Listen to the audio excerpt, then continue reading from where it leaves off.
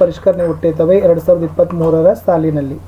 16ನೇ ಪಾಠ ವ್ಯವಹಾರ ನಿರ್ವಹಣೆ ಪಾಠದ ಅಭ್ಯಾಸ ಪ್ರಶ್ನೋತ್ತರಗಳನ್ನು ಈ ವಿಡಿಯೋದಲ್ಲಿ ನೋಡೋಣ. ಇದಕ್ಕಿಂತ ಮೊದಲಿಗೆ ಸುಮಾರು ನಾನು 9ನೇ ತರಗತಿಗೆ ಕನ್ನಡ, ಇಂಗ್ಲೀಷ್, ಹಿಂದಿ, ವಿಜ್ಞಾನ, ಸಮಾಜ ವಿಜ್ಞಾನದಲ್ಲಿ ಎಲ್ಲ ಪಾಠಗಳ ನೋಟ್ಸ್ ಆಗಿರ್ಬೋದು, ಕ್ವಶನ್ ಆನ್ಸರ್ಸ್ಗಳನ್ನು ಪ್ಲೇಗಳನ್ನು ಹಾಕಿದ್ದೀವಿ, ವಿಡಿಯೋಗಳನ್ನು ಮಾಡಿದ್ದೀವಿ. ಪ್ಲೇಲಿಸ್ಟ್ ಲಿಂಕನ್ನು ವಿಡಿಯೋದ ಡಿಸ್ಕ್ರಿಪ್ಷನ್ ಬಾಕ್ಸ್ನಲ್ಲಿ ಸಜೆಸ್ಟ್ ಮಾಡಿದ್ದೀನಿ. ಸೊ ದಯಮಾಡಿ ತಾವೆಲ್ಲರೂ ಕೂಡ ಪ್ಲೇಲಿಸ್ಟನ್ನು ಚೆಕ್ ಮಾಡಿ ಆ ಒಂದು ವಿಷಯದ ವಿಡಿಯೋವನ್ನು ನೋಡಿ ಅಂತ ಹೇಳ್ತಾ 16ನೇ ಪಾಠ ವ್ಯವಹಾರ ನಿರ್ವಹಣೆ, 9ನೇ ತರಗತಿ ಸಮಾಜ ವಿಜ್ಞಾನ ಭಾಗ 1ರ ಪಠ್ಯಪುಸ್ತಕದ ಪ್ರಶ್ನೋತ್ತರಗಳು ನೋಡೋಣ. ಅಭ್ಯಾಸಗಳು. ಮುಖ್ಯ ಪ್ರಶ್ನೆ 1, ಕೆಳಗಿನ ಪ್ರಶ್ನೆಗಳಿಗೆ ಒಂದೆರಡು ವಾಕ್ಯಗಳಲ್ಲಿ ಉತ್ತರಿಸಿರಿ. ಮೊದಲ ಪ್ರಶ್ನೆ, ನಿರ್ವಹಣೆ ಎಂದರೇನು? ಉತ್ತರ: ಒಂದು ಸಂಸ್ಥೆಯ ಪೂರ್ವ ನಿರ್ಧಾರಿತ ಗುರಿಗಳ ಈಡೇರಿಕೆಗಾಗಿ ಜನರ ಪ್ರಯತ್ನಗಳನ್ನು ಸಮನ್ವಯಗೊಳಿಸುವ ಮತ್ತು ಸಂಯೋಜಿಸುವ ಮೂಲಕ ಬೇರೆಯವರಿಂದ ಕೆಲಸ ಮಾಡಿಸುವ ಪ್ರಕ್ರಿಯೆಗೆ ನಿರ್ವಹಣೆ ಎಂದು ಕರೆಯುತ್ತಾರೆ. ಪ್ರಶ್ನೆ 2, ನಿರ್ಧಾರದ ಕೈಗೊಳ್ಳುವುದು ಎಂದರೇನು? ಉತ್ತರ: ಪ್ರತಿಯೊಂದು ವ್ಯವಹಾರ ಸಂಘಟನೆಯು ತನ್ನದೇ ಆದ ಗುರಿ ಮತ್ತು ಉದ್ದೇಶಗಳನ್ನು ಹೊಂದಿರುತ್ತದೆ. ಆ ಗುರಿ ಮತ್ತು ಉದ್ದೇಶಗಳನ್ನು ಈಡೇರಿಸಿಕೊಳ್ಳಲು ತೆಗೆದುಕೊಳ್ಳುವ ನಿರ್ಣಯಗಳೇ ನಿರ್ಧಾರಗಳು.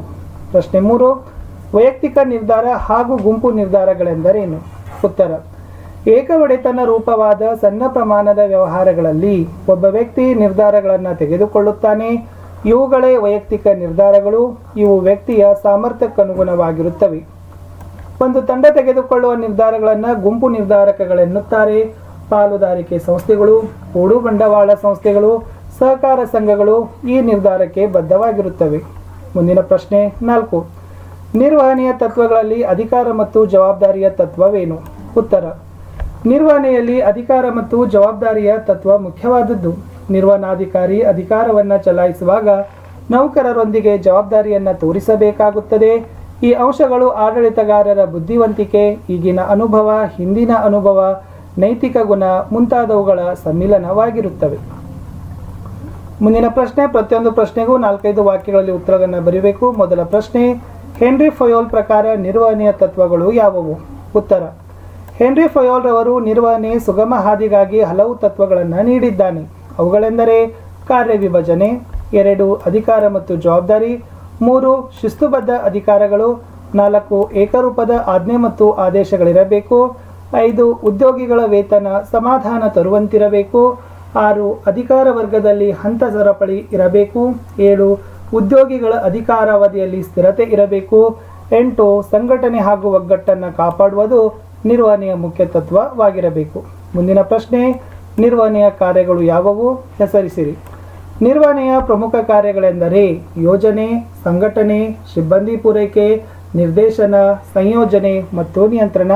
ಇವುಗಳ ಮೂಲಕ ವ್ಯವಹಾರವನ್ನು ಉತ್ತಮವಾಗಿ ನಿಯಂತ್ರಿಸಬಹುದು. ಮುಂದಿನ ಪ್ರಶ್ನೆ, ಅಧಿಕಾರ ಮತ್ತು ಜವಾಬ್ದಾರಿ, ಹಂತ ಸರಪಳಿ ಮತ್ತು ಕೇಂದ್ರೀಕೃತ ತತ್ವಗಳನ್ನು ವ್ಯವಹಾರ ಸಂಸ್ಥೆಯ ನಿರೂಪಣೆಗೆ ಹೊಂದುವಂತೆ ಬರೆಯಿರಿ.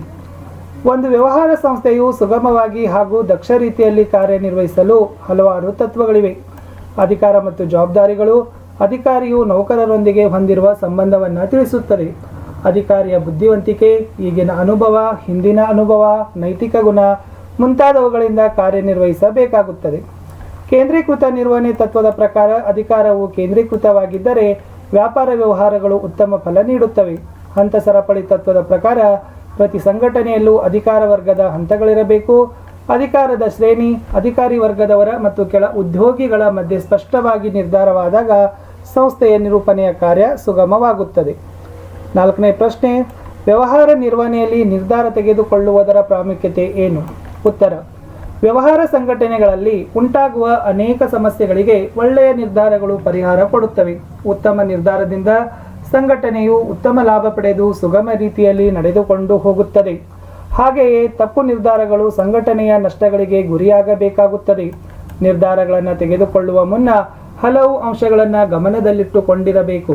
ಅವುಗಳೆಂದರೆ ಸಂದರ್ಭ, ಅನುಭವ, ವಿವೇಚನೆ, ದೃಢತೆ, ಧೈರ್ಯ ಹಾಗೂ ಸ್ಪಷ್ಟತೆ ಮುಂತಾದವುಗಳು ಇರಬೇಕು. 5ನೇ ಪ್ರಶ್ನೆ, ನಿರ್ಧಾರ ಪ್ರಕ್ರಿಯೆಯಲ್ಲಿ ಅಡಕವಾಗಿರುವ ಮುಖ್ಯ ಮೂಲಭೂತ ತತ್ವಗಳು ಯಾವುವು? ಉತ್ತರ: ನಿರ್ಧಾರ ಪ್ರಕ್ರಿಯೆಯಲ್ಲಿ ಅಡಕವಾಗಿರುವ ತತ್ವಗಳೆಂದರೆ ಗುರಿಗಳನ್ನು ಸ್ಥಿರಪಡಿಸುವುದು, ಗುರಿಗಳ ನಿರ್ದಿಷ್ಟತೆ, ಪರ್ಯಾಯ ನಿರ್ಧಾರಗಳನ್ನು ಹುಡುಕುವುದು, ಯೋಜನೆಗಳನ್ನು ಪಕ್ವಗೊಳಿಸುವುದು, ವಿವೇಚನಾಯುಕ್ತ ತರ್ಕಬದ್ಧ ಯೋಜನೆಗಳು, ವಸ್ತುಸ್ಥಿತಿ ಅರಿಯುವುದು ಮತ್ತು ಈಗಿರುವ ಕೆಲಸದ ಮೌಲ್ಯೀಕರಣ ಅಂತ ಏನಾಗ್ತದಪ್ಪ ಅಂದ್ರೆ ಉತ್ತರದಲ್ಲಿ ಬರ್ತದೆ. 6ನೇ ಪ್ರಶ್ನೆ, ನಿರ್ಧಾರಗಳನ್ನು ತೆಗೆದುಕೊಳ್ಳಬೇಕಾದ ಸಂದರ್ಭಗಳಲ್ಲಿ ಗಮನದಲ್ಲಿಟ್ಟುಕೊಳ್ಳಬೇಕಾದ ಅಂಶಗಳು ಯಾವುವು? ಒಂದು ಸಮಸ್ಯೆಯನ್ನು ಪರಿಹಾರವಾಗಬೇಕಾದರೆ ಉತ್ತಮ ನಿರ್ಧಾರ ತೆಗೆದುಕೊಳ್ಳಬೇಕಾಗುತ್ತದೆ.